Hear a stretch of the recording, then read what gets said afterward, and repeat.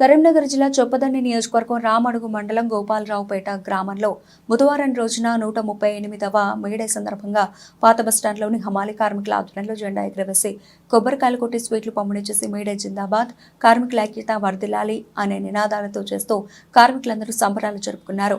ఈ సందర్భంగా కార్మికులందరికీ మేడే శుభాకాంక్షలు తెలిపారు.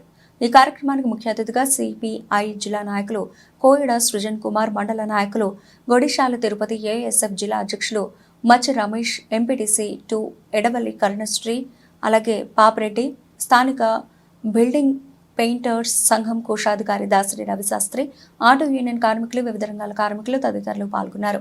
మేడే దినోత్సవ శుభాకాంక్షలు తెలియజేస్తా ఉన్నాం. ఇలా ప్రపంచవ్యాప్తంగా కార్మిక లోకం పండుగ దినం జరుపుకుంటా ఉన్నది.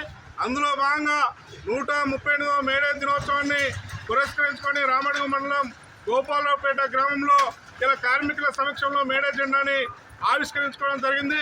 ప్రధానంగా ఈ యొక్క మేడేకి ఒక గొప్ప చరిత్ర ఉంది.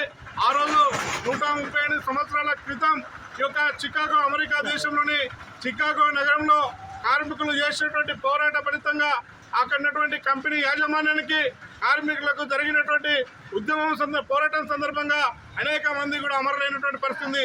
ఆ రోజు 18 గంటల పని దినాలను వ్యతిరేకిస్తూ 8 గంటల పని దినాలు కావాలని, శ్రమ దోపిడీకి వ్యతిరేకంగా మా శ్రమకు తగినటువంటి ఫలితం కావాలని చెప్పేసి ఆ రోజు సమ్మె చేసి ఆ సమ్మె విచ్ఛిన్నం చేయడానికి అక్కడ కంపెనీ యాజమాన్యం పోలీసుల చేత ఈ యొక్క కార్మికుల్ని కాల్చి చంపినటువంటి నేపథ్యంలో ఆ కార్మికుని యొక్క ఎత్తుకున్నటువంటి రుమాల్ని ఈ యొక్క రక్తంతో తడిపి ఎగిరేసినటువంటి జెండానే ఈ యొక్క మేడే జెండాగా ఇలా ప్రపంచవ్యాప్తంగా జరుపుకుంటా ఉన్నాం. కాబట్టి ఈ యొక్క 138వ మేడేని స్ఫూర్తిగా తీసుకొని రాష్ట్ర వ్యాప్తంగా, దేశవ్యాప్తంగా ఉన్నటువంటి కార్మికుల యొక్క సమస్యల పరిష్కారం కోసం పోరాటాలు నిర్వహించాల్సిన అవసరం ఉంది. పోరాడితే పోయేదేమీ లేదు, బానిస సంఖ్యలు తప్పనటువంటి నినాదాన్ని మనం ముందుంచుకొని ఈరోజు కార్మిక హక్కుల కోసం పోరాటం చేయాల్సిన అవసరం ఉంది. ఇలా సంఘటిత రంగంలో, అసంఘటిత రంగంలో ఉన్నటువంటి కార్మికులు అనేకమైన ఇబ్బందులు ఎదుర్కొంటూ ఉన్నారు. ఇలా నిత్యావసర ధరలు పెరిగిపోయినాయి, ఇతర ధరలు పెరిగిపోయినాయి. ఈ యొక్క కార్మికుడు చేసేటువంటి శ్రమకు ఫలితం వస్తలేదు. ఇచ్చినటువంటి డబ్బుతోని ఆ కుటుంబాన్ని సాధేటువంటి పరిస్థితి లేకుండా పోయింది. ఇలా దేశంలో ఉన్నటువంటి నరేంద్ర మోడీ ప్రభుత్వం కార్మికులు పోరాడి సాధించుకున్నటువంటి చట్టాలని, హక్కులన్నింటినీ కూడా నిర్వీర్యం చేసి ఈ చట్టాలను ఎత్తేసేటువంటి ప్రయత్నం కొనసాగుతూ ఉన్నది.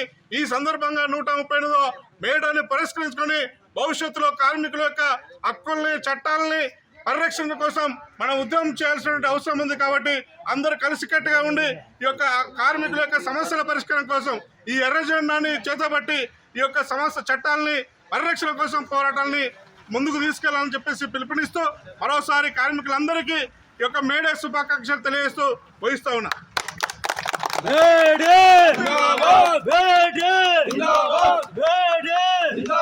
కార్మికుల ఐక్యత, కార్మికుల ఐక్యత, కార్మికుల ఐక్యత, కార్మికుల ఐక్యత, కార్మికులారా పార్టీ, కార్మికులారా, కార్మికులారా, కార్మికులారా, ప్రపంచ కార్మికులారా.